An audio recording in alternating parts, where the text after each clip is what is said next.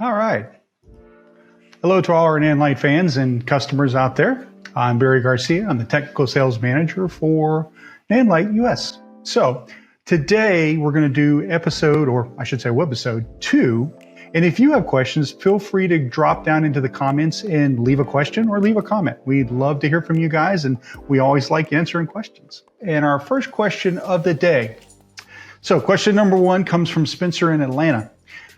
So what is the output of the Pavotube 15C or the 2-footer and the 30C 4-footer? Is really and truly a pretty bright light for what it is. I mean, it's great for, I'm using one right now. It's actually a 4-footer that's lighting the front of me. But this light gives you so much that you can use for that. And, you know, it's got a nice CRI, nice TLCI, CRI about 98, TLCI about 96, and then a veritable color range from 2700 degrees Kelvin up to 6500 degrees Kelvin. Now, what is the brightness? So let's talk about 3200 degrees Kelvin first on the 15C or the 2-footer, which is what I have in my hand. That 3200 degrees Kelvin at 1 meter is going to be 330 lux. At 2 meters is about 103 lux, and at 3 meters is about 53 lux. So it's got a nice throw, but it's also a wide wash, and you can do whatever it is that you're looking to do if you're setting up for interviews or anything like that. Now on the 5600 degrees Kelvin side, we're looking at 1 meter at 352 lux, 2 meters at 105 lux, and at 3 meters, you're looking at about 54 lux.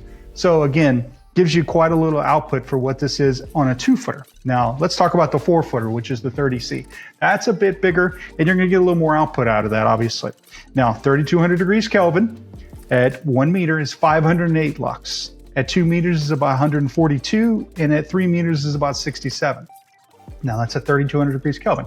Now 5600 degrees Kelvin, we're looking at about 631 lux, 179 lux at 2 meters, and then at 3 meters, you're looking at about 83 lux. So again, like I said, you get a lot of output and you're gonna get a lot of light for either the 2-foot or the 4-foot for whatever it is that you might be trying to get accomplished. And the tubes really and truly give you the ability to be able to light what you need, not just on the CCT side, but if you need to use HSI or you need to use one of the effects. All right, so let's pop over to our next question. And question number 2, here we go. How can I tell how much battery life I have left on my Pavotubes? This comes from Marty in San Diego. So the easiest way to tell what type of life you've got left on these is basically to go into the menu. So we turn this bad boy on, and I don't want to blast anybody, so you can see how bright it is right there. But you're going to go to the menu setting, which is right here on the handle, and you're going to scroll down to the bottom, which is going to be the battery, and you're going to hit the enter button. And it's going to basically tell you how much of a percentage you have left. This light actually has about 60% of battery left on it right now. So, but it gives you that percentage. Now, remember, on the Pavotube 15C, you have 1 battery in there, okay? On the Pavotube 30C, you've got 2 batteries in there. So it's going to give you not just the battery life of 1, but also in a percentage. So you'll see both of those, and that's why you see both in the 30C. But let's quickly talk about the Pavotube II 6C, which basically has the battery life on it. It actually gives you like a little bit of a readout for it right in there. And with the readout, you're actually going to get how much percentage you have left in an hour route. This one's fully charged. Actually, I just finished charging it yesterday. And it's got about 8 hours left of battery on it because I'm only running it at like 3% right now. So that's what it's telling you. As I bring up the brightness on it, it's probably going to start to drop, and it'll give me roughly about 60 minutes or so at full 100% brightness. I believe this is at 5600 Kelvin. So you're going to get a lot of that battery, and that's going to shift depending on your use and how you've got using it, whether you're using the CCT or you're using HSI or you're using the effects. Question number 3. This comes from Kate in West Palm Beach. Is the Pavotube 6C waterproof? Right now, I would say that the Pavotube 6C is probably not waterproof. That's one of the reasons they make the waterproof bag for it. It's one of those things that it's probably best to err on the side of caution and not get it wet, period. Okay, so let's just say no, it's not waterproof, but we have the waterproof bag. That waterproof bag is going to actually allow you to be able to be underwater, or if you want to use it in the rain. So Question number 4 is from Cindy in Catskill, New York. Does the Pavotubes have DMX capabilities? Not really, no. Let's just say that the DMX that we're thinking of might be Mini DMX or DMX 512 or something like that. But our Pavotubes, and as well as the Pavotube 6C, has the ability to be controlled by our Wi-Fi adapter.